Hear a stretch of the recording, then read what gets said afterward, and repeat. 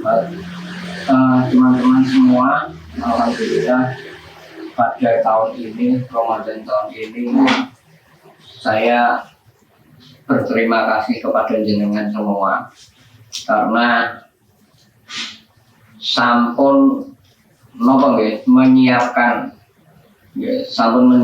diri untuk kita bersama-sama belajar. Mudah-mudahan pelajaran kita nanti dalam kita belajar nanti diberi kemudahan oleh Allah Subhanahu wa Ta'ala, dan nanti kita belajar mulai dari awal sekali. Jadi ini cara bidang madrasah itu ya kelas ngisor. Oke. Kenapa ya? Saya ada madrasah kita kelas ngisor. Bismillahirrahmanirrahim. Sebelumnya kita nanti ngaji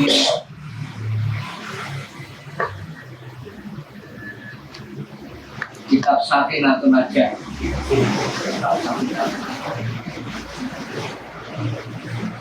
Dengan yang kepengen memakai kitab monggo, kalau enggak ya enggak apa-apa. Atau niku jenengan sakit mendownload di Google banyak.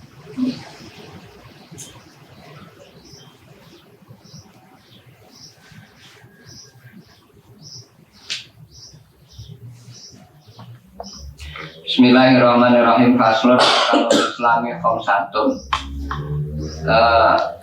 Dalam pasal yang pertama kita membahas masalah rukun Islam. Arkanul Islam utawi pira-pira rukune Islam khamsatun iku ana 5. Syahadatu alla ilaha illallah wa anna Muhammadan Rasulullah. Yang pertama, rukun Islam adalah bersaksi, membaca syahadatu alla ilaha illallah wa anna Muhammadan Rasulullah, bahwa tidak ada Tuhan, tidak ada sesembahan yang patut untuk disembah di muka bumi ini illallah, kecuali hanya Allah saja, dan tidak ada yang lain. Wa anna Muhammadan Rasulullah, dan Nabi Muhammad itu adalah utusan Gusti Allah. Ini dalam pelajaran madrasah itu kalimat syahadat ini kita mengenal dengan 2 hal. Satu ada syahadat tauhid, satu ada syahadat rasul. Kan syahadat yang asyhadu an la ilaha illallah wa asyhadu anna Muhammadar Rasulullah. Itu terdiri dari dua persaksian. Persaksian yang pertama itu dinamakan syahadat tauhid. Syahadat tauhid. Kenapa dinamakan syahadat tauhid? Karena urusannya karo Gusti Allah. Karena urusannya karo penciptaan. Ini namanya syahadat tauhid. Sedangkan yang kedua adalah syahadat rasul. Syahadat rasul adalah persaksian kita kepada Kanjeng Nabi bahwa Nabi Muhammad itu memang utusannya Gusti Allah. Wa iqamus sholati wa itauz zakah wa shaum Ramadan wa hijjul baiti man istata'a ilaihi sabila. Yang kedua adalah mendirikan sholat, ngelakoni sholat. Yang kedua ngelakoni sholat. Yang ketiga mengeluarkan zakat. Yang keempat puasa di bulan Ramadan. Yang kelima haji ke Baitullah bila mampu. Yang kedua adalah iqamus sholat, mengerjakan sholat. Bagaimana kita semua tahu bahwa sholat itu sebenarnya disyariatkan tidak hanya di zamannya Kanjeng Nabi tok. Jadi Nabi sebelum Kanjeng Nabi ada mulai dari Nabi Musa, Nabi Ibrahim, Nabi Musa, dan nabi-nabi yang lain. Itu semuanya diperintahkan untuk sholat. Yang membedakan hanya satu, thoriqah, caranya, metodenya. Kalau di zamannya Nabi Muhammad, kita tahu sholat ya seperti yang kita lakukan, ada rukuknya, ada sujudnya, ada tahiyatnya, dan lain-lain. Nah, di syariat Nabi-Nabi sebelum Nabi Muhammad itu juga ada perintah untuk melakukan sholat, tapi metodenya yang tidak sama, metodenya berbeda. Mungkin kalau Nabi Ibrahim sholatnya hanya berbentuk sujud saja misalkan, atau mungkin ada yang hanya rukuk saja, macam-macam. Cuman yang syariat kita Nabi Muhammad itu ya bagaimana kalau dengan melakukan sholat ya ono ruku'e, ono sujud'e, ono tahiyat'e, macam-macam. Yang ketiga, ita'uz zakat, itu memberi zakat ya, atau mengeluarkan zakat. Shaum Ramadan dan berpuasa di bulan Ramadan. Nomor keempat, yang kelima, yang terakhir adalah haji ke tanah suci jika mampu. Okay. Haji ke tanah suci jika mampu. Sebetulnya yang menjadi titik poinnya haji ini bukan di hajinya, tapi di yang terakhir jika mampu. Jika mampu. Mampu itu mampu apa? Mampu secara materi, secara finansial. Oke, ada. Terus mampu itu mampu dalam kesehatan, juga memenuhi syarat bisa, atau mampu dalam perjalanan. Dalam perjalanan itu tidak ada hambatan, itu juga termasuk mampu. Kita sudah sering mendengar tentang rukun Islam, rukun Islam. Dan hari ini kita semua sedang menjalankan rukun Islam yang keempat, yaitu puasa di bulan Ramadan. Puasa di bulan Ramadan.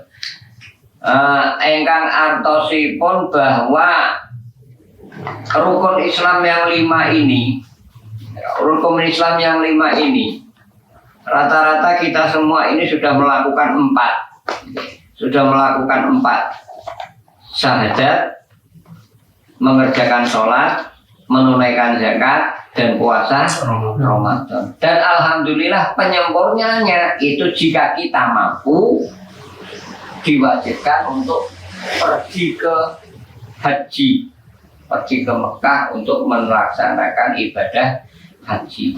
Niki sing kula panjenengan sedaya, yang kebanyakan orang itu kita sudah melakukan 4. Rata-rata dari kita,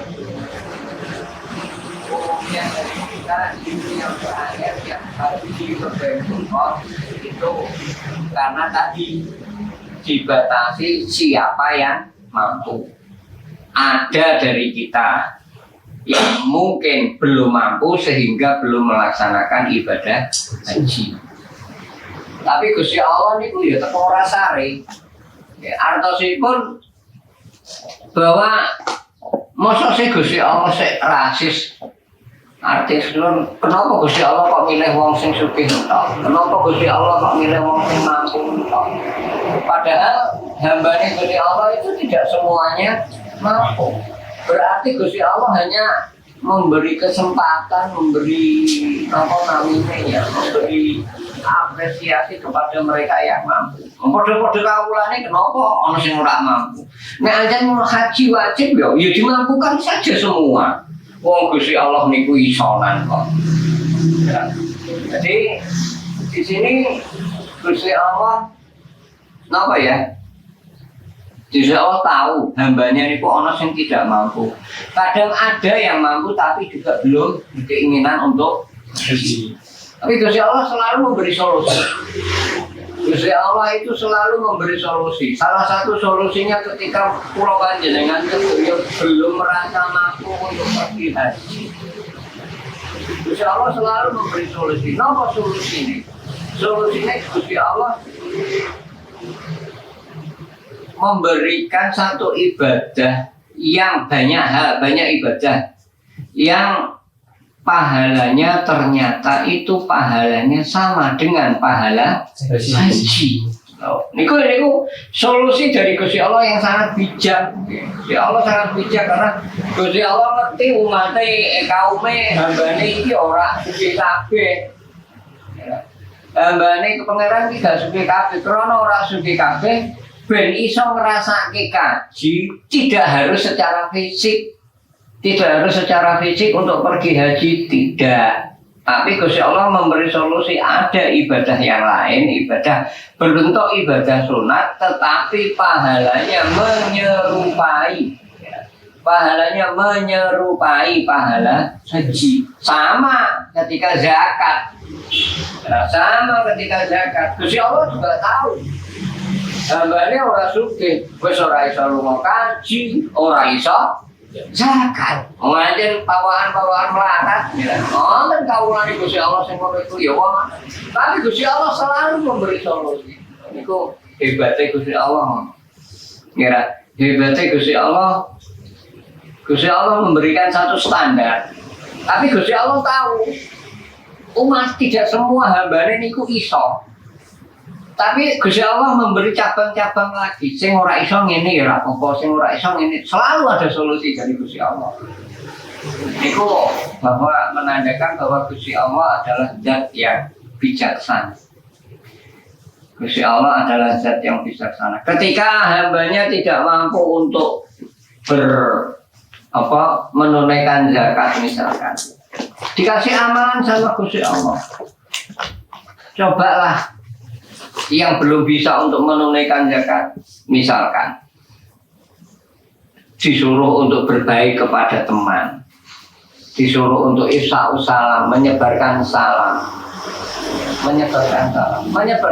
kita mengambil assalamualaikum.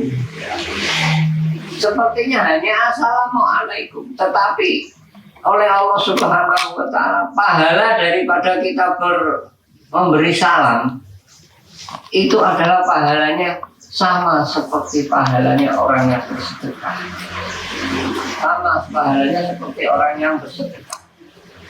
Engkang artosipun ketika hambane Gusti Allah ini tidak mampu untuk menunaikan zakat, bisa menyibukkan diri dengan membaca Al-Quran, bisa menyibukkan diri dengan amalan-amalan zikir-zikir yang mana pahalanya niku setara dengan pahala zakat.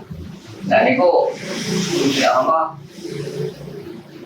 intinya Gusti Allah niku janjane orang ngangel-ngangel kawulane, tidak mempersulit kawulane. Ketika kawulane merasa sulit, Allah selalu memberikan jalan yang mudah.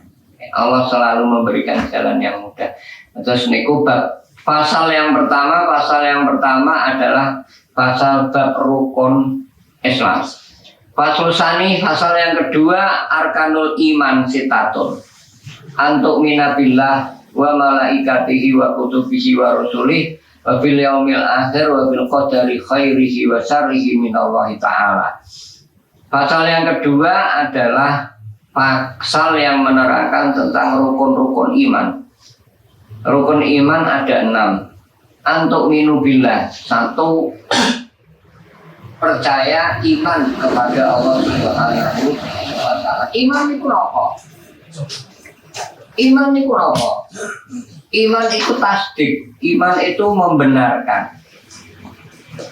Iman itu membenarkan. Iman itu meyakini. Karena iman itu membenarkan. Jenenge iman itu membenarkan. Itu bagaimanapun juga keadaannya. Sekali orang membenarkan, selagi orang tersebut tidak berikrar untuk merubah pembenarannya, maka bagaimanapun juga dia itu masih iman. Yes. Bagaimanapun dia itu masih iman. Terus kayak orang beriman kepada Allah Subhanahu wa Ta'ala. Jadi sekali dia beriman kepada Allah, itu selamanya dia akan beriman. Selagi dia tidak membatalkan imannya. Cuma kadang-kadang kelihatannya ya nek dideloki ketoke kok masjid munggah masjid ya setahun sepisan ngono wae nek kober kan. Ngono wae nek kober. Ora wong ben minggu wae nek Jumat lewat kok. bentaun ngono wae nek koper nek lagi mudik kumpul karo wong tuane, ketemu wong tuane arep ora munggah masjid yo ewoh. Ya akhirnya masjid, akhirnya gelem ora gelem ya munggah masjid. Loh, ngoten itu bukan berarti orang itu tidak punya iman kepada Allah. Selalu, sekali dia menancapkan iman, itu selamanya iman akan ada. Ya. Selagi dia tidak mengikrarkan bahwa dia mencabut imannya itu. Ya. Jadi amaliyah sehari-hari itu hanya sekedar amaliyah.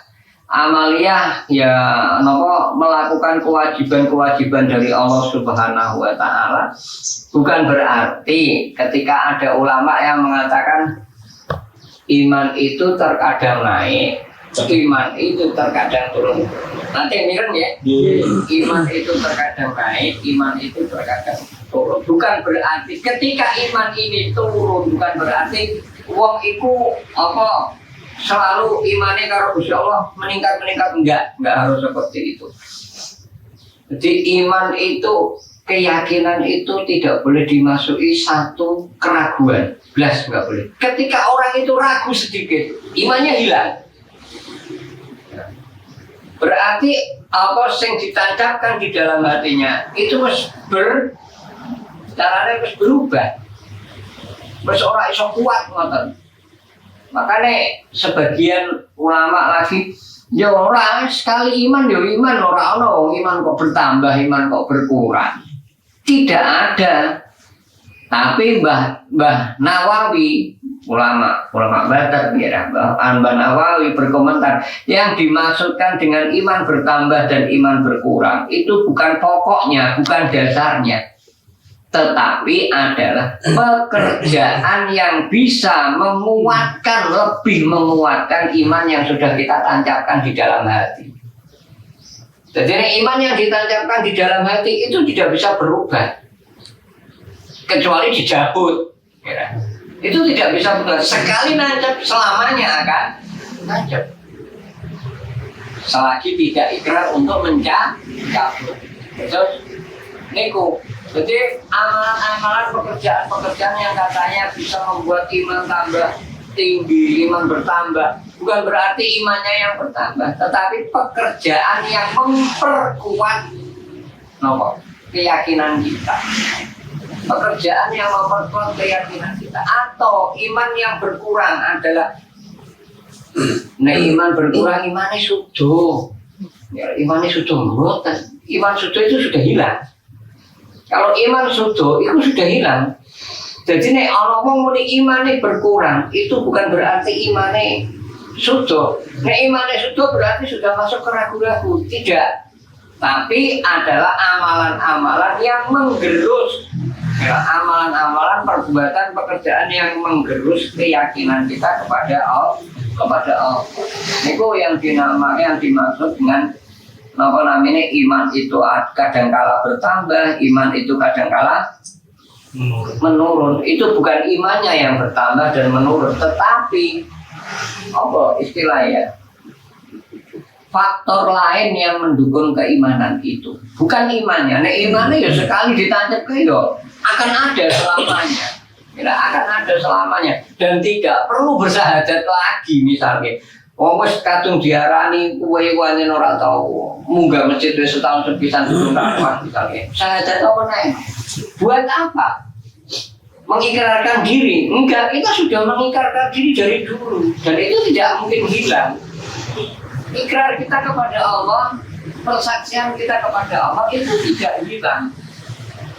Tidak hilang hanya gara-gara kita abai dalam menjalankan perintah tidak hilang, ya, tidak hilang. Selamanya akan ada selagi kita tidak berikrar untuk mencabut iman tersebut. Makanya terkadang kula panjenengan sedaya iku nggih piye ya. Terkadang itu kita hanya menilai seseorang dari lahirnya. Ya, terkadang kita itu menilai seseorang dari lahirnya. Tapi kita lupa iman itu adanya di dalam hati. Nah, ini pekerjaan sholat, pekerjaan yang lain, ibadah-ibadah yang lain itu adalah korina. Korina itu indikasi. Itu adalah indikasi seseorang yang beriman. Bukan berarti nek orang nglakoni iki, mau iman tapi terus gara-gara orang nglakoni sholat, orang puasa, zakat apa meneh, duitnya akeh ora gelem haji. Bukan berarti imannya hilang, tidak. Imannya tetap ada, cuman indikasinya lemah. Tapi ada, tapi indikasinya lemah.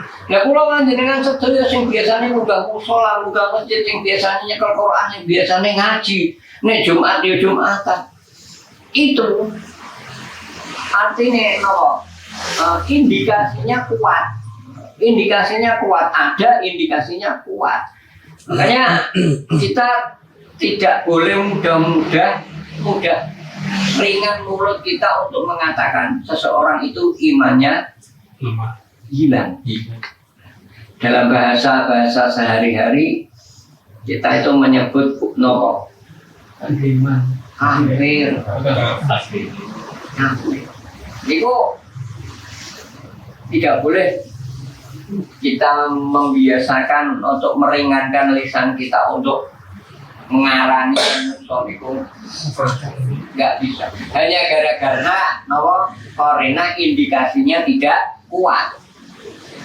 Indikasi tidak kuat bukan berarti tidak ada.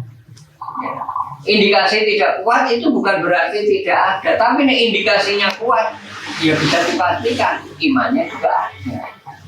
Tapi yang indikasinya tidak kuat bukan berarti dia tidak punya iman. Terkadang justru imannya itu besar. Justru imannya itu besar. Terkadang indikasinya kalah dengan kebesaran imannya dia kepada Gusti Allah. Ini kok tidak bisa kita mudah sekali untuk mengatakan kowe itu kafir. Enggak, betul nggih. Itu kita tidak layak untuk menentukan itu. Jadi yang kedua, rukun iman yang kedua untuk minu billahi. Ini yang pertama. Wa malaikatihi, kita beriman kepada malaikat Gusti Allah. Jadi Gusti Allah itu mempunyai banyak malaikat. Jadi malaikat itu seperti institusi. Seperti institusi ini kok artinya ngeten. TNI itu kan cuma satu kira. Polisi ya satu. Namanya polisi, namanya TNI, tapi personilnya banyak. Kira Indonesia misalnya Indonesia itu dijaga oleh tentara TNI, yus TNI. Tapi personilnya TNI itu misalnya pulau dengan sedoyo terkadang berpikir malaikat. Kita berpikir dalam satu waktu manusia yang meninggal itu kan entah. Kita berpikir Israel orangnya berjabut ini Ismail itu satu institusi, personilnya banyak ya. Jadi tidak susah buat malaikat untuk menyambut wong Jepor, wong Jembatu, kalau menyambut wong Cicaku, enggak masalah. Dalam waktu yang bersamaan, dalam detik yang bersamaan. Karena personilnya tidak hanya satu, ya. Personilnya tidak hanya satu, personilnya banyak. Ya. Terus mulai dari kita iman kepada Jibril sampai Mungkar Nakir. Lah kok sing takon piye? Mosok takon bareng-bareng. Sekalipun Gusti Allah mampu secara ilahiyahnya Allah mampu menciptakan seperti itu. Tetapi secara nalarnya kan betul nonton. Secara nalarnya itu kan dan ini dalam waktu yang berbarengan mosok malaikat menggandakan diri. Bukan menggandakan diri, cuman memang personelnya malaikat itu banyak. Nah itu yang kula panjenengan sedaya selama ini tahu kan, malah malaikat Jibril, Mungkar, Nakir, Raqib, Atid, kan hanya itu yang kita tahu. Nah dari kula panjenengan sedaya kita punya pengawal, jenengan punya pengawal, Raqib dan Atid. Apa mau loro tok? Enggak lah. Institusi Raqib, Atid, ikut jenenge Raqib, jenenge Atid, personilnya jutaan. Jadi bisa dipastikan nek menungso karo malaikat iku akeh malaikat. Loh, satu manusia dijaga 2 malaikat. Artinya jumlahnya malaikat dan jumlahnya manusia banyak jumlah malaikat. Jenenge sih nganggur Raqib Atid. Tapi personilnya Raqib, oh pirang-pirang. Nah, polisi sekali muni polisi itu ya orang mau dicipta. Pirang-pirang, mulai saka komandane ngantek tekan ngisore. Jibril ya, sebenarnya. Kenapa? Institusi tamu. Nah, nek Jibril, kalau Jibril tugasnya kan cuma satu, ya. Jibril tugasnya cuma satu. Jibril tugasnya itu cuma mengawal kanjeng Nabi, ya, untuk memberikan wahyu kepada kanjeng Nabi. Jadi bisa dikatakan nek malaikat Jibril itu ya mau bisa ngawal kanjeng Nabi. Dan itu yang kita tahu, dan ternyata banyak malaikat yang kita tidak tahu. Nah, iki sing repot. Ternyata banyak malaikat yang tidak punya name tag. Kacau ini malaikat. KTA. Iya orang duwe KTA. Kacau malaikat nggak punya KTA, kira. Bahkan dalam segala beberapa kitab niku dikatakan, ya dikatakan, nek kula panjenengan sedaya wudu. Ketika kita berwudu di malaikat, itu kan kita sunahnya setelah kita wudu tidak untuk anduan, kira tidak dikeringkan, biarkanlah itu menetes. Seandainya bekas daripada wudu kita itu nanti airnya menetes, biarkan air itu menetes. Karena dalam satu keterangan, nek ditakoni nek ta ora ya ora arti, kita tidak bisa melihat malaikat, kira. Dalam satu keterangan, banyak keterangan mengatakan kenapa kok tidak disunahkan setelah wudu untuk anduan atau wasilah. Karena dari setiap tetes air bekas wudu kita, setiap bekas air yang kita pakai untuk wudu, setiap tetesnya itu adalah ada malaikat yang memintakan ampun kepada kita. Ketika tetesan ini hilang, berarti pemahaman kita malaikate ya wes hilang. Padahal apakah semudah itu malaikat hilang? Oh enggak semudah itu. Artosipun sekalipun kula panjenengan sedaya misalnya berwudu kok kemudian membasuh wajahnya atau ngelapi, apa dulu malaikat orang ngerti? Dan juga itu mau tenang, ngerti kan? Kita tak ngerti, tetap ngerti.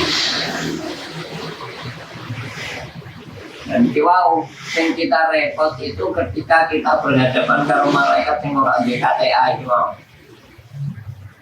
Dan itu banyak sekali. Nek wong-wong itu menyebutnya rijalul ghaib. Ketika seseorang misalkan pergi haji atau pergi ke daerah mana lah gitu. Terkadang kita itu tidak tahu, gak ngerti, kita itu wong rak kenal, duduk rak kenal, tapi kok duduk sok angkat. Rak kenal, rak tahu kenal, ngalor itu kok yo ngerti riwayat hidup kita. Mati nggak? Mati ya. Oh no, banyak kisah seperti itu banyak. Kira. Kisah seperti itu banyak. Kadang kita berpikir sok sih, kok sok tahu, kok sok tahu, sok kenal. Padahal yo kita tidak merasa tidak pernah kenalan dengan dia. Terkadang tidak selalu. Terkadang jangan-jangan orang-orang yang seperti itu yang dinamakan rijalul ghaib itu menungso makhluk yang tidak kelihatan wujud aslinya. Dan ternyata dia itu adalah malaikat. Ternyata dia itu adalah malaikat. Tuh, niku jenengan nek umpaminipun punya teman atau punya kenalan, punya relasi atau punya apapun itu, ya, teman jenengan yang pernah naik haji, teman jenengan yang pernah naik haji atau yang sudah sering umroh pergi ke Mekah Madinah misalkan, ya, cobalah tanya, pernah nggak menjumpai hal keanehan di sana? Rata-rata akan bilang pernah, rata-rata akan bilang iya, rata-rata akan bilang iya ada keanehan di sana. Apa keanehan banyak, ya, termasuk salah satunya orang tahu kenal wong iku, ujug-ujug kok wong iku ngakrapi, sok akrab. Padahal yo nek didelok perawakane ora kaya wong Jawa. Dan itu banyak terjadi seperti itu. Itu namanya rijalul ghaib. Nah, yang kita perlu hati-hati, Gusti Allah itu memberikan malaikat kemampuan untuk menyerupai manusia. Nah, niku malaikat oleh Allah, malaikat itu diberi kemampuan untuk menyerupai manusia, ngimbo-ngimbo jadi menungso. Dan niku itu yang repot. Nek malaikat iso ngimbo-ngimbo jadi menungso, berarti malaikat iso berpura-pura jadi berpura-pura. Malaikat iso napa ya?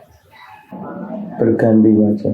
Menjelma, enggak menjelma ya ngimbo-ngimbo lah. Jadi menungso kadang-kadang yo ana sing jenenge menungso, ana sing menungso senengane nduk dalan. Ana menungso sing senengane nduk masjid. Ana menungso sing senengane nduk gon. Ya, nggih. Ana menungso sing senengane ngukur dalan. Ngukur jalan ora arep menekke jalan boten. Ngukur jalan wong sing senengane mlaku. Ana wong yo kadang-kadang niku senengane niku napa? Senengane iku misalke senengane ora kelambi. Ya, misalkan kita tidak kenal dia, sama sekali tidak kenal, belum pernah melihat wujudnya, belum pernah melihat sopo dekne. Itu yang kita khawatirkan, Kalau ikut termasuk rijalul repot. Nah itu yang kita, itu yang kalau kita nanggung yang seperti itu, kita nanggung rijalul ghaib, wah payah. Karena pesan dari guru-guru, ya pesan dari guru-guru, Jong, nek ngadepi wong, iku aja sembarangan. Atau sipun apa? Nek urusannya menungso karo pangeran, itu urusan yang paling mudah. Ya. Urusannya menungso karo Gusti Allah niku urusan yang paling mudah. Tidak ada urusan yang lebih mudah daripada urusan manusia dan Tuhan. Ya. Dan urusan manusia dengan manusia itu adalah urusan yang paling bulet. Ya. Urusan yang paling bulet niku urusan manusia berurusan dengan manusia. Jiwa dan raganya sama. Materi, unsur materinya sama, tapi ternyata lebih sulit daripada urusan dengan Tuhan. Kenapa kok urusan dengan Tuhan? Gusti Allah konsepnya mudah sekali kok. Gusti Allah mudah, konsepnya Gusti Allah niku mudah. Napa konsepnya Gusti Allah? Kowe salah, jalur ngapur lebar. Kowe keliru, maaf, lebar. Wis ora ana apa-apa meneh. Sudah itu Gusti Allah. Tapi jenengan nanti nengan karo kancane. Ngapurane ya. Jenengan sakit memastikan hatinya juga memberi ampun. Sekalipun itu bukan urusan kita, ya. Yang penting aku wis njaluk ngapura. Tetapi kita kan nggak tahu bagaimana hati wong sing kita mintai ngapura. Betul-betul memberi ngapura. Kita nggak tahu. Mulai napa urusan yang paling bulat itu urusan karo menungso. Urusan ngantek bulatnya menungso, Gusti Allah nggak mau ikut campur. Sampai bulatnya menungso, Gusti Allah tidak mau ikut campur. Artinya nek kowe duwe salah karo menungso, Gusti Allah ya ora nggak mau tahu Gusti Allah. Lah nek semua sing mbok salahi ngapura ya wis, nek bulung ya aku ora iso. Gusti Allah sing ngono. Nek aku salah karo A, ya aku njaluk ngapura ning A. Salah nek aku njaluk ngapura ning Gusti Allah. Salah. Loh kenapa? Loh karena urusannya ora karo Gusti Allah, urusannya karo dene. Ya minta maaf sama dia. Dari Gusti Allah, nek dhewe wis ngapura, ya wis, bantah hapus dosane. Orang angger-angger dulu saya salah. Alah, apa lah renjal karo mentani bodoh lah wis. Mentani bodoh lah wis, kok nek ana bodoh, nek umpamane ora ngobrol, napa? Ora berkunjung, ora ngobrol halal bihalal, toh jarine bodoh itu manusia terlahir seperti suci dari dosa. Ora iso ngono, ora iso ngono. Urusane sale wis karo menungso, tidak nek urusane karo Gusti Allah, oke lah. Oke. Ora usah repot karo Gusti Allah. Gusti Allah itu paling apian. Ora kaya menungso. Gusti Allah niku paling apian. Terus nek kula panjenengan sedherek kita merasa aku tidak terlalu banyak dosa hidupku, manjen bakatnya bakat dosa. Aku tidak kakean dosa. Misalnya kalau ujuk-ujuk berpikiran seperti itu, terus kok mikirnya mana kok ini? Aku tobat. Tapi wong biasanya jejak seseorang itu ada yang mengikuti. Ya, jejak seseorang itu ada yang mengikuti. Misalnya jejak kita itu nanti ada yang mengikuti.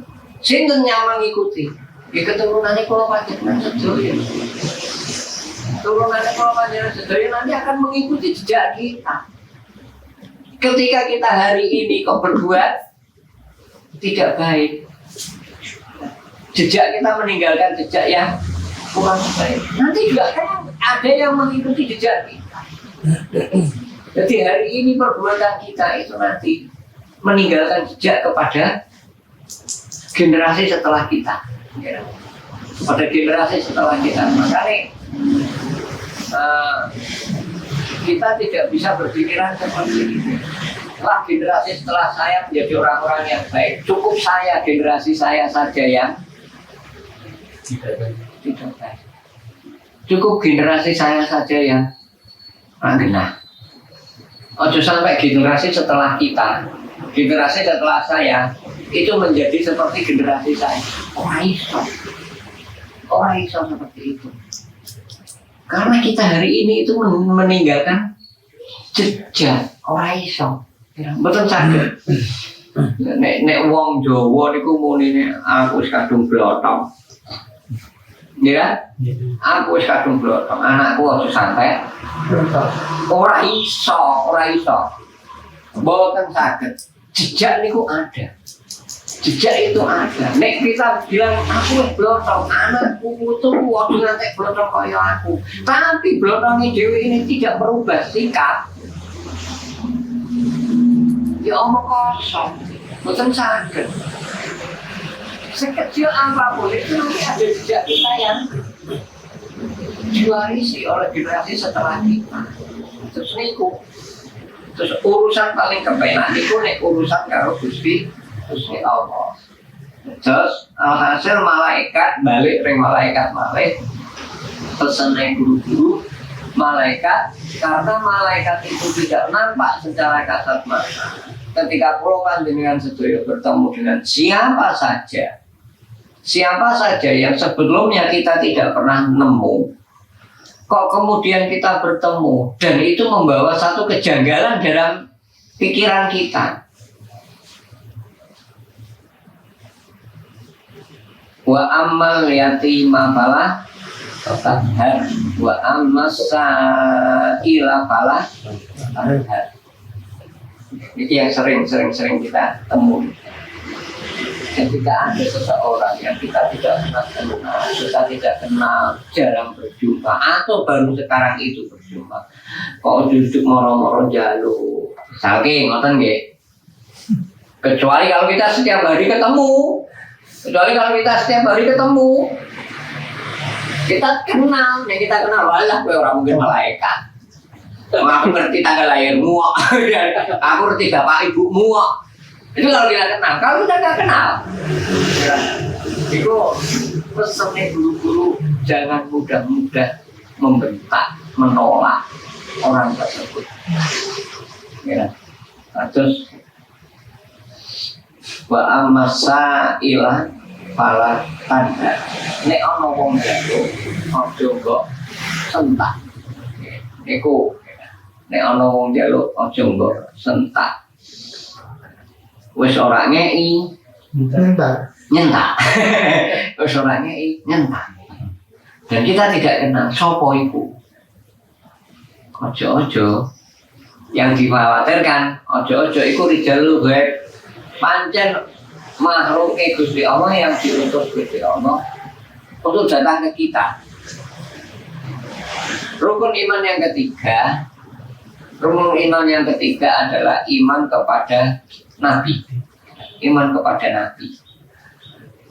Kita tahu jenenge Nabi. Nabi itu kita hanya tahu 25 Nabi. Itu tidak hanya sekedar Nabi, tapi Rasul. Tapi Nabi banyak, ribuan jumlahnya.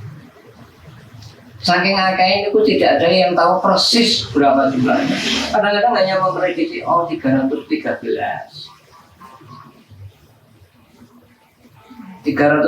Kenapa kok Nabi akeh? Karena Nabi itu tidak ada syariat, tidak ada beban untuk menyampaikan ajaran. Karena tidak ada beban menyampaikan ajaran, kita tidak tahu itu Nabi atau bukan. Nah, kalau Nabi yang diberi beban untuk menyampaikan ajaran, itu berarti terang, cetok, terang benderang. Itu namanya Rasul. Tapi kalau Nabi itu tidak menyampaikan risalah, tidak menyampaikan risalah, dan itu banyak. Kemudian wa kutubihi wa rusulihi wa bil yaumil akhir, dan yang kelima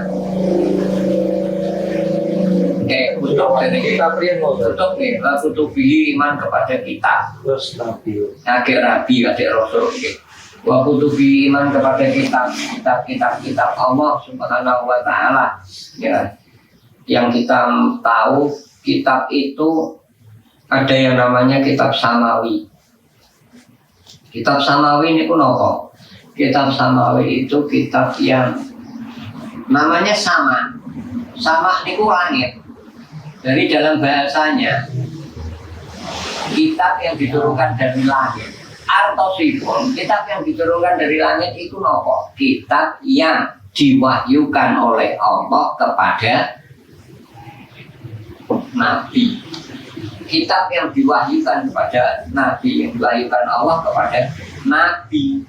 Dan itu namanya kitab samawi. Kita kenal kitab samawi itu ada Taurat, ada Zabur, ada Injil, dan ada Al-Quran. 4 kitab ini sah, resmi kitab samawi dan tidak salah.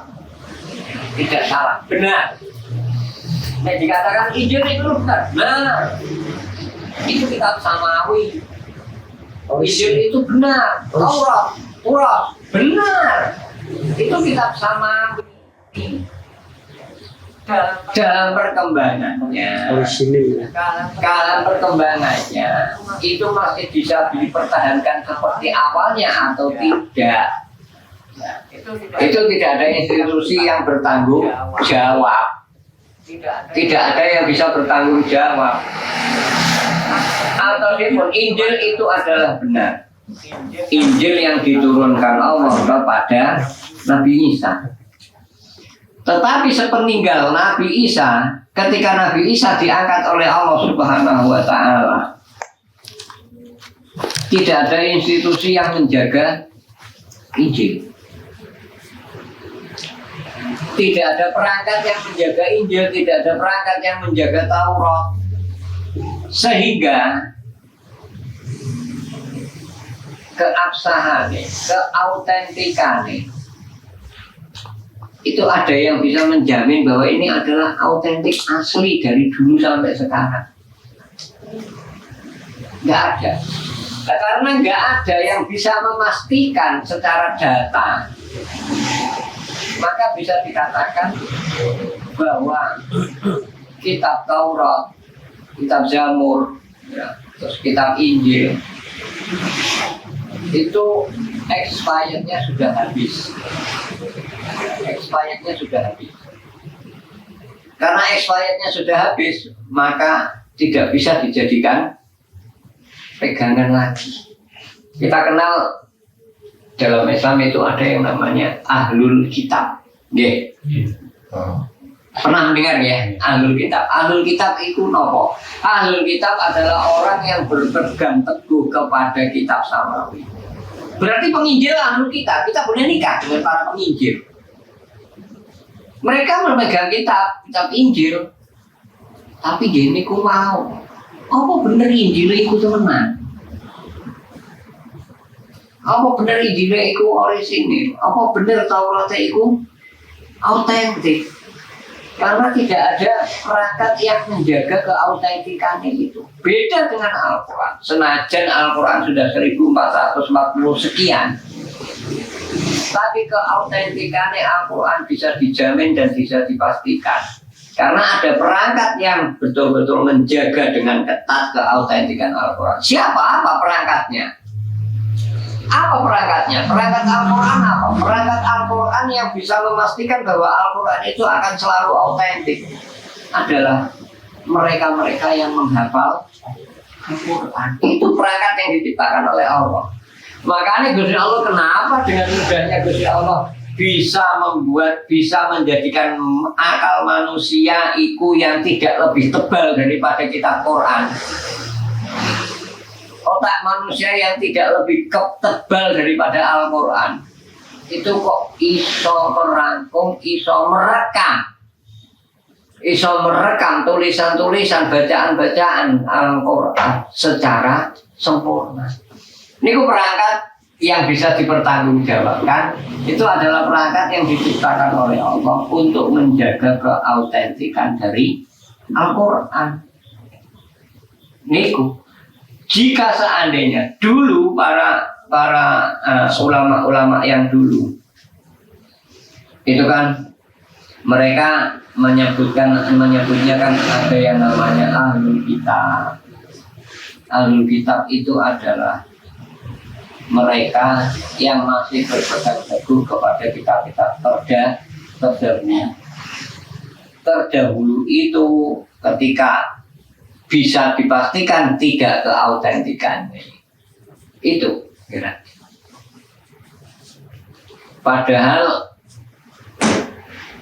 dalam kasus yang lain misalnya dalam pernikahan, orang Islam kan kudu nikahi karo orang Islam. Kira. Wong Islam lanang ya kudu untuk wong Islam itu. Semua logo wong Islam itu ya kudu di persunting karo wong Islam mana? Orang untuk wong Islam nikah karo wong Nasrani. Orang itu, orang Islam nikah dengan orang Yahudi. Tapi kan dia ahlul kitab. Saya ngerti ahlul kitab, dia penginjil. Dia penginjil, dia penjaga Injil. Dari mana dia penjaga Injil? Ya dari gurunya. Lalu gurunya ini dapat dari mana? Dari gurunya lagi. Kita menyebutnya sanad. Dia penginjil-penginjil itu punya sanad enggak yang tepat? Nah, kan enggak ada. Lah, nek para penghafal Quran, setiap mereka itu hafal Al-Quran, dia selalu diberi sanad. Diberi sanad. Nah, kowe hafal Al-Quran itu saka aku. Aku hafal Al-Quran saka guruku. Guruku saka gurune meneh, saka gurune meneh. Dan itu bisa dipertanggungjawabkan. Itu yang namanya sanad. Itu yang namanya sanad. Itu kitab samawi. Nek kasus kita pepong hidup di Keloro, beda. Itu bukan kitab samawi. Itu bukan kitab samawi. Karena itu adalah kitab karangan manusia. Terus kitab samawi itu resmi ada 4. Taurat, Zabur, Injil dan Al-Quran. Al-Quran atau Alkitab. Kemudian yang kelima adalah iman kepada Yaumul Akhir. Iman kepada Yaumul Akhir. Perkembangan zaman. Sekarang sudah mulai banyak orang yang percaya dengan kehidupan setelah mati. Orang sudah mulai percaya banyak kiamat. Hampir rata-rata agama manapun niku ketoke padha ngakoni anane kiamat. Kira. Nasrani yo ngakoni ana kiamat. Agama Yahudi yo ngakoni ana kiamat. Sains yang ngakoni bakal ono kiamat.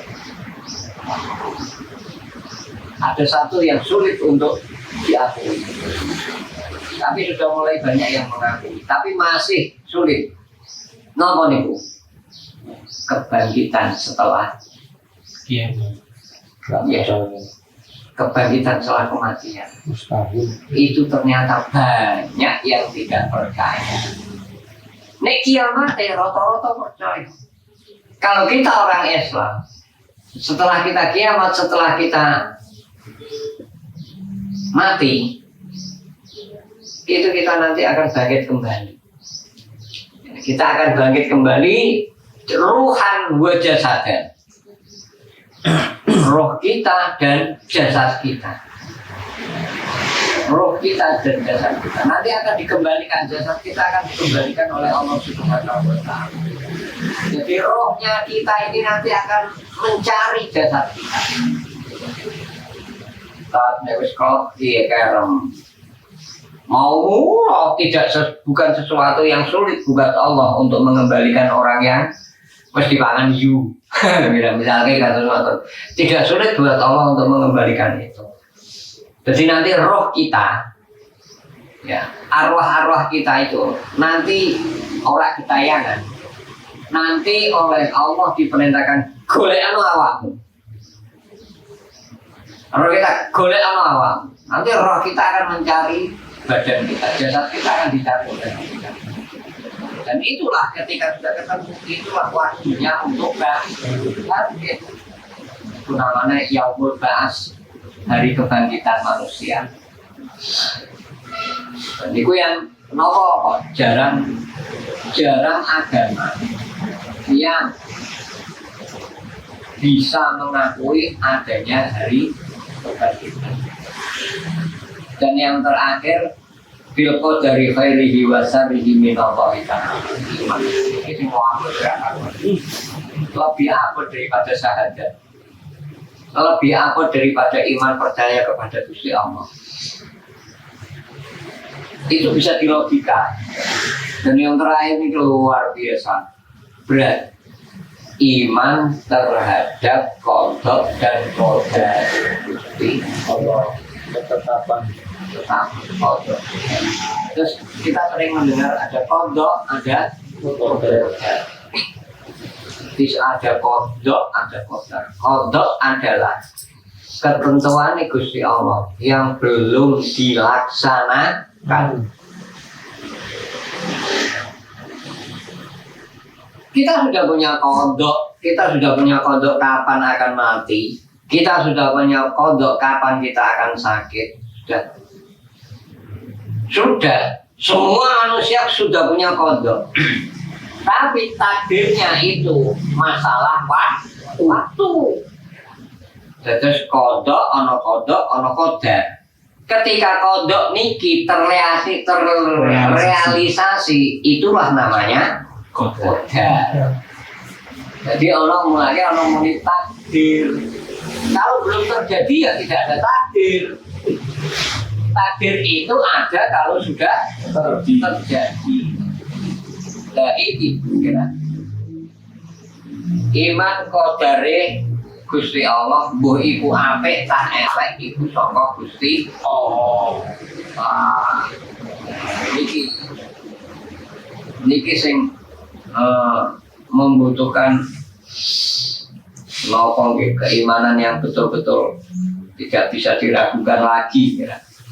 Gini ya, terkadang karena kita niki sudah kadung terjebak dalam dunia realistis, kadang sesuatu yang tidak kita harapkan terjadi, kadang sesuatu yang kita harapkan tidak terjadi. Kita ini sudah terlanjur realistis, kita sudah terlanjur merancang, kita sudah terlanjur memprogram, kita sudah terlanjur schedule komplit, tapi ternyata tidak terjadi. Dik, gue tahun semene nikah yo. Mamane. Dik, gue tahun semene nikah ya. Gue aku balikin, aku gawe iki, gawe. Gue sementara gue nyoba karo iki, buka apa nah. Misalnya seperti itu. Sudah dirancang sedemikian rapinya. Sudah dirancang sedemikian rapinya. Tapi ternyata meleset. Ternyata meleset. Ngantek gajinya ya wis diweki, padahal durung apa-apa nih. Ngira. Gajinya wis kadung dipasrahke iki kok nggo nabung kok nek awake dhewe omah. Omah padahal yo durung. Padahal yo durung. Ya, niku kalau memang ternyata Allah Subhanahu wa taala niku mengatakan itu bukan jodohmu. Ya ora. Sek piye wae ya? Ya ora. Abote ten mriku ketika kita dihadapkan kepada satu realita. Kenyataan itu namanya takdir. Wah niku abote ra karuan. Abuh. Kadang ana sing guyan-guyu. Ya. Nasib. Ada ana sing guyan-guyu. Ya, ala iso digoleki meneh. Iya, omongane iso ngono. Ora ngerti kesok ngomong-ngomong dhewe. Payah. Payah nek niku. Nah, niki Menyikapi ini berbeda, tidak sesuai harapan. ya sesuatu yang tidak sesuai harapan itu ya. Tapi harus kita katakan ini berat, ya. Ini berat. Tetapi kita juga punya Gusti Allah. Itu yang sulit ya. Ketika sudah terbangun iman kepada Allah, iman kepada malaikat, iman kepada yang lain-lain tadi. Ketika ini semua sudah terbangun dengan rapi, ya. Ketika sudah terbangun dengan rapi, niku yang terakhir qadar niki, niku sebagai penyempurna. Penyempurna. Jadi kok nek umpamane kita sudah merapikan seapik, tapi kok akhirnya endingnya niku tidak menjadi sempurna, ya buyar. Iman kita bisa hilang, iman kita bisa hilang. Ojo malah nyalahake Gusti Allah. pangeran. Malah nyalahake Gusti Allah. Makanya kalau iman itu tidak bisa berkurang sedikit pun.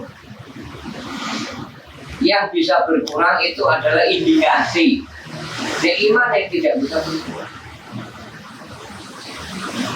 Dan terus piye cara? Bolak-balik caranya salah satu gitu. Salah satu cara. Yo, apa ya? Sendiri kita merenung, sendiri kita mikir-mikir. Ngaca mikir. Iso ngono iku, iso seperti itu ketika kita sudah menjalin kedekatan dengan iso wanita, tak duit iso digoleki.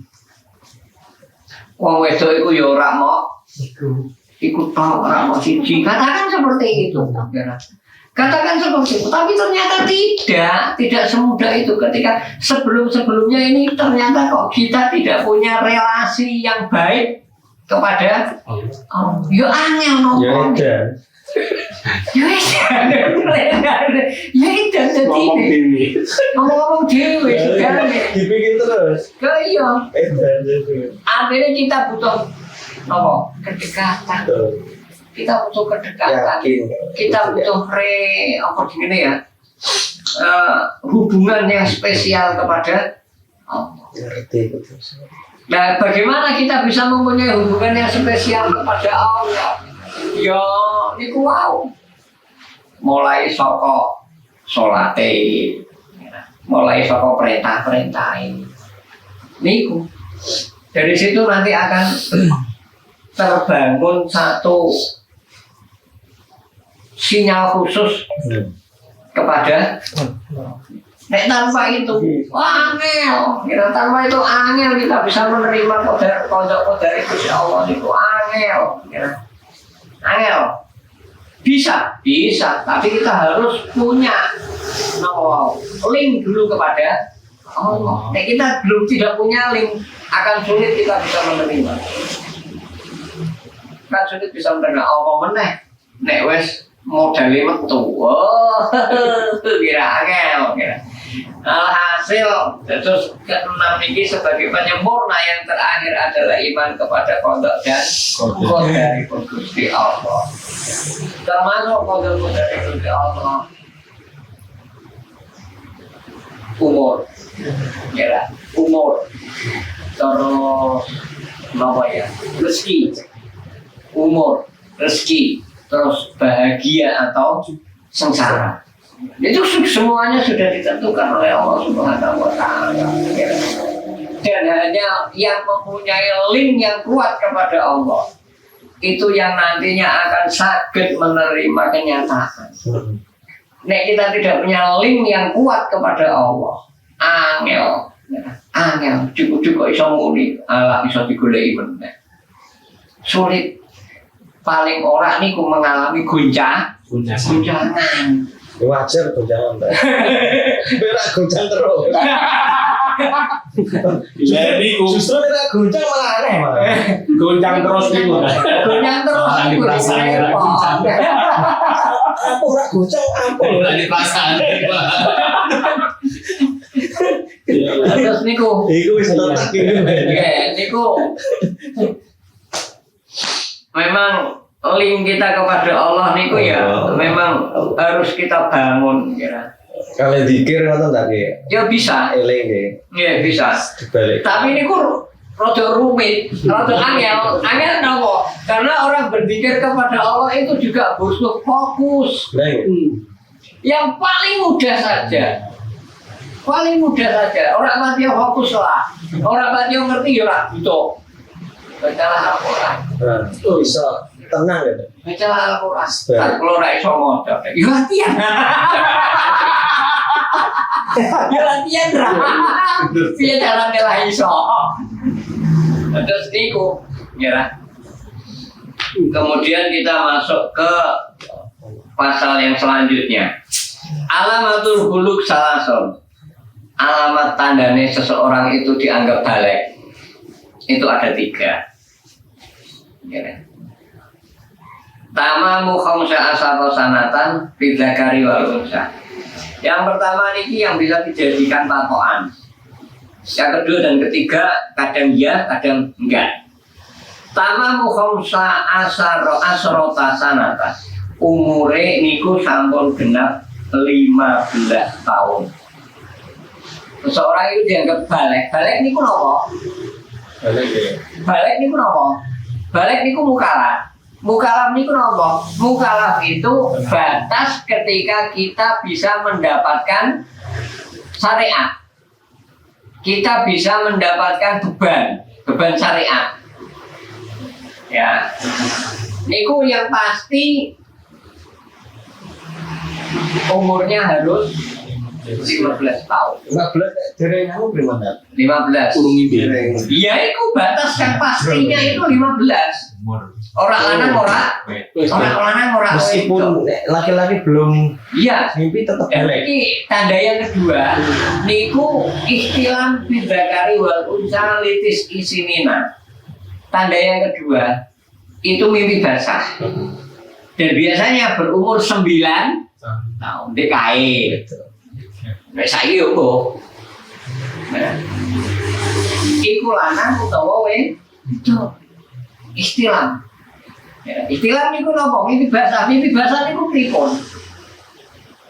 Mimpi basah niku ya mimpi keluar sperma. Keluar pipis ya buatan. 17 plus plus. Saya 21 plus plus.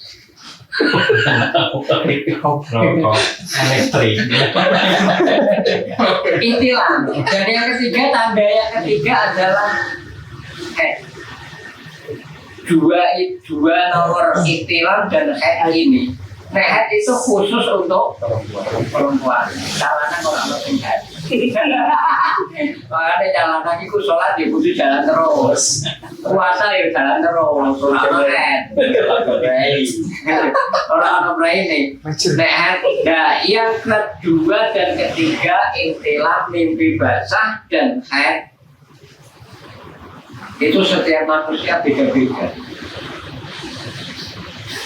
Setiap manusia beda-beda. Ada yang kadang umur 1 tahun head. Kadang kelas 5 SD lagi head. Saiki kelas 3 SD wis akeh sing kira. Atau sih pun beda-beda. Ada yang sama sekali wis tamat SMA yo ngantek iku belum pernah head sama sekali. Ada. Makanya batasan yang pasti itu yang nomor 1. Tanda yang pertama setelah dia berusia 15. arep DE wis mimpi basah tak dulu mimpi basah nek umure wis 15 tahun balik. Dia sudah berusia 15 tahun belum head balik. Ya, jadi ketika seseorang itu usianya sudah 15 tahun, mbok iku wis tau mimpi basah tak durung, mbok iku wis pernah head tak durung, sudah 15 tahun balik. Ketika dia balik, dia sudah sah untuk menerima syariat.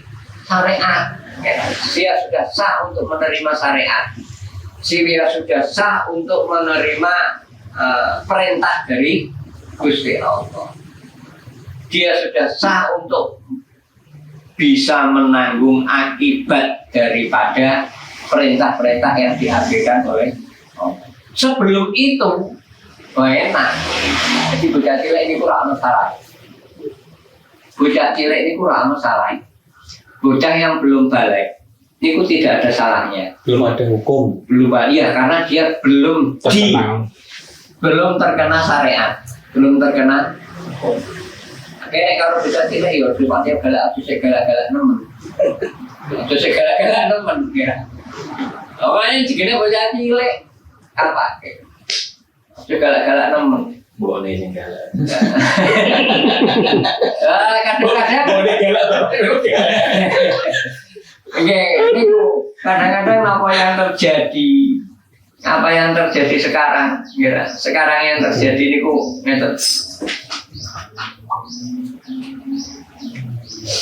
Nggak tahu di daerah jenengan kan di setiap daerah itu beda-beda.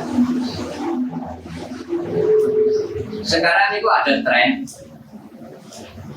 mengenalkan anak kepada tempat ibadah sejak ini ya, nggak ada ya? Nah, sampai kita itu mengenal istilah tempat ibadah yang apa ya? Yang familiar terhadap anak, Nah, niki kadang-kadang niku sing ngamuk sinten? Pengurus pengurus musolane sing ngamuk, pengurus masjid sing ngamuk, kira. Kenapa? Iya Ganggu, marahin geger. Tapi apa mereka salah? Tidak, mereka tidak salah. Mereka tidak salah. Bapak tak ngaji Mereka kenapa tidak salah? Bisa di masjid lah liar. Tabiatnya anak-anak ya seperti itu. Itu tabiat anak-anak itu ya seperti itu. Bocah ketemu bocah pelayan, normal tak boleh? Normal. Dimanapun itu normal. Ya dia senang liar. Anak ketemu anak, kok gojek, pelayan, juretan. Wajar, gak kena disalahkan. Oh, jadi salah. Tapi ini betul masjid deh, gak dua. Sholat. Gue nek orang tuh masjidnya tidak akrab dengan anak. Masjid yang tidak akrab dengan anak, tempat ibadah yang tidak akrab dengan anak. Bagaimana anak nanti punya kecintaan terhadap tempat ibadah masjid? Ya, nonton rapi. Niku. Tidak, anak tidak salah. Anak tidak salah. Pengurus masjid juga tidak salah. Yang salah siapa? Kenapa orang tuanya tidak mendampingi? Ditaleni itu. Benar mau yang lain. Apa tapi digorgol. Kalau ini diberi imam. Aku bilang ini karena tokat. Tokat kodek. Tapi tas saya itu pinter, tas ini nggak pinter, tas saya itu. Teman saya punya anak. Kalau dua anak lanang, itu seperti itu. Tak wanti-wanti, gue dulu kelas 5 SD, ojo munggah masjid. Dan kuat. Artosipun kuat apa? Dijak kancan-kancane mau atau bapakmu piye? Bapakmu guru, kok malah anaknya arep ning masjid ora entuk. Lagian juga enggak tekanan hukum, enggak paham. Di sini ini saya bapakmu piye sih? Enggak paham. Ketika anakku niku dolan renggonane kancane. Ayo kan masjid salat dhisik. Emoh. Iku piye sih? Anake ustaz kok mengkono dapure. Anake ustaz kok mengkono dapure. Anake dijak loro masjid emoh. Memang sudah sawati mandi sebelum kelas 5 ojo munggah masjid. Sebelum kelas 5 ojo munggah masjid. Temenan. Baru setelah kelas 5 munggah masjid. Masih ustaz. Enggak nih, cuman seperti itu memang karena nopo. Kalau DKI itu udah masjid juga lah. Nah, enggak lah ya aku juga udah masjid udah macam-macam. Ya macam-macam, mulai ke rawuhan masjid nanti omah wae. Ngantek sholat Idul Fitri, kita kok udah masjid, maaf tak penunggu. Sing masjid tak aneh. Kira. Aneh karo aneh. Nek kowe durung ngerti. Aja ning masjid dhisik, aja munggah masjid dhisik. Nah, niku makanya saat ini kita mengenal masjid yang akrab dengan anak dan ada masjid yang tidak akrab dengan anak. Dan sebetulnya kira niku hanya ini cara pulau piyambak hanya karena orang tua saja yang cari jalan praktis orang usah ngajari sholat, dia bisa sholat seperti teman-temannya, meniru orang-orang yang sudah dewasa di musola, di masjid sholat, dan jalan pintas. Orang usah ngajari wudhu, kayak Pak Naura loh, aku bisa wudhu ya mergo delok wong. Nah ini yang banyak terjadi. Kita sholat karena delok wong sholat, kita wudhu karena delok wong wudhu. Bukan kita sholat karena kita pernah belajar, bukan kita wudhu karena pernah belajar. Lagi kadang-kadang wudhune wong sing tiru karo sholate wong sing tiru, suwe-suwe rak genah. Suwe-suwe ora genah. Kenapa? Karena delok. Dan sekolah. Kan dan tidak tahu teori ini. Hanya langsung praktek. Nek wis muni langsung praktek tanpa teori, ya repot juga. Sidane nglakoni nek mok angger nglakoni ora ngerti napa? Ora ngerti nikune apa peraturane sing persis. Nah, niku mangke ya nuwun sewu. Ke depan belajarnya kita ya tidak jauh-jauh dari wudhu dan sholat. Dasar. Dan nuwun sewu lho nggih. Bukan berarti jenengan kan ya wis tuwek sih. Ya wis tuwek tapi ya nuwun sewu nek maaf nek nanti seandainya kita pembelajaran kita nanti yuk kembali ke masa lalu, kembali ke masa anak-anak. Nggih. Dasar. Nuwun sewu bukan berarti kula nganggep jenengan ora iso. Boten. Tapi nanti bisa jenengan tularke ring putra-putrane panjenengan, ring ponakane panjenengan. Minimal itulah. Ya, minimal itu kita tahu nanti kita akan menyebarkan itu kepada generasi-generasi kita setelah kita. Di non sewu kok ya so bocah madrasah. Anakmu harus tamat madrasah. Bingung ora? Non sewu maaf mawon sebelumnya. Karena dari awal juga Mas Edo mintanya seperti itu. Ya. Dari awal Mas Edo mintanya yang dasar. Ya. Dari awal Mas Edo mintanya yang dasar. Makanya pada kesempatan ini kita unggahkan, kita kita albumkan kitab Safinatun Najah. Ya, Safinatun Najah. Safinah niku artinya adalah kapal. An-Najah itu adalah napa? Kan-Najah niku ya keberhasilan, keselamatan.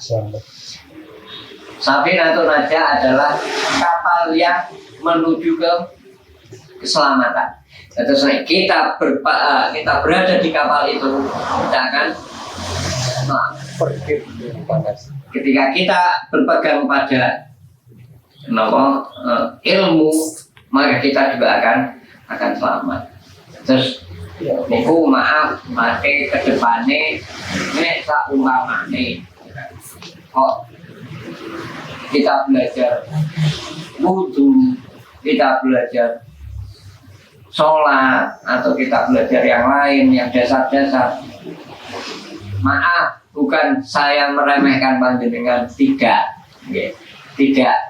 Minimal ini nanti bisa untuk generasi setelah kita. Minimal kita nanti generasi setelah kita. Ojo jenengan ya, ojo sidik-sidik ngandalke ustad. Ya. Ampun. Tidak selamanya ustad itu punya waktu dan tidak selamanya ustad itu ya pikirannya genah. Jangan terlalu mengandalkan kepada ustad. Minimal kan ketika kita kelompok jenis kita tidak bisa mengandalkan ustad, minimal kita itu sudah bisa. Minimal kita bisa mengajari anak kita. Itu. Sementara hari ini ya. Insya Allah ke depannya kita sudah mulai masuk ke SNC. Jadi sholat dan ini kisah juga enak ya. Cocok ya. Kali ngopi tapi sanggup dewi. Berarti ban poso ya. Oke, assalamualaikum warahmatullahi wabarakatuh. Waalaikumsalam warahmatullahi wabarakatuh.